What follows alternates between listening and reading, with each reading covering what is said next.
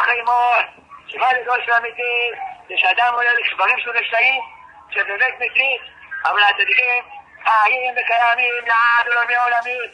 ואתה שהצדיק חי וקיים לעד ולעולמי עולמים, אז ברגע שאתה יודע שהצדיק חי, הוא יודע שהצדיק חי, אז הוא בא לבקש כמו צדיק חי. לא נשיא בשביל חי כי הוא נפטר, רבי שמעון בר יוחאי לא נפטר, אבל שמעון חי וקיים, חי וקיים, מקיים אמונתו לשנייה עפר. כאן אומרים, ומכאן מחיה מתים, הוא מקיים אמונתו לשני עפר.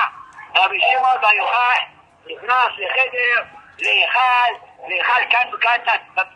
בהר מירון, הוא נכנס להיכל תת-קרקעי, ושם מנורה לראשותיו, ומיטה מוצעת לו, ושם רואה את כולם, כמו רבי אלעזר ורבי שמעון הבן שלו, שהוא נכנס לחדר, אחרי פטירתו, אשתו הביאה אותו לחדר, ומאחד הזה היה לדבר עם אנשים,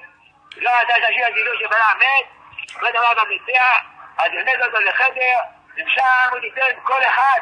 18 שנה, עד 22 שנה, היה רבי אלעזר מדבר אחרי פטירתו, והיא שוכבת לחדר ולדבר עם אנשים, שאדם מודיע, אבל שהתברר שמדבר אחרי הפטירה, 18 שנה, 22 שנה. אז כאן הרב שמעון יוחאי לדבר עם כולנו, כשאדם בא לשם יוחאי הוא מדבר עם כל אחד ואחד, הוא אומר כל אחד מה לעשות, הוא מלמד כל אחד מכל השנה החדשה מה לעשות, של"ג בעומר זה משהו הכיפורים, זה ממש ראש השנה, זה מתכוון על כל העוונות. אדם בא להצטדק בראשה ביוחאי, אז כל הזדונות שלו נהפכים לזכויות, הוא זוכר שהכל נהפך לזכויות, הוא זוכר שהשם הוא מוחץ אותו מכל חילת העוונות שלו, נותן לו מוחים חדשים, דעת חדשה, רק שלא יחטא מהשוב. אבל אם אין יחטא מהשוב, אז רבי שמעון בר יוחאי נותן לו מוחים חדשים לגמרי, אלא רבי שמעון בר יוחאי לא מת,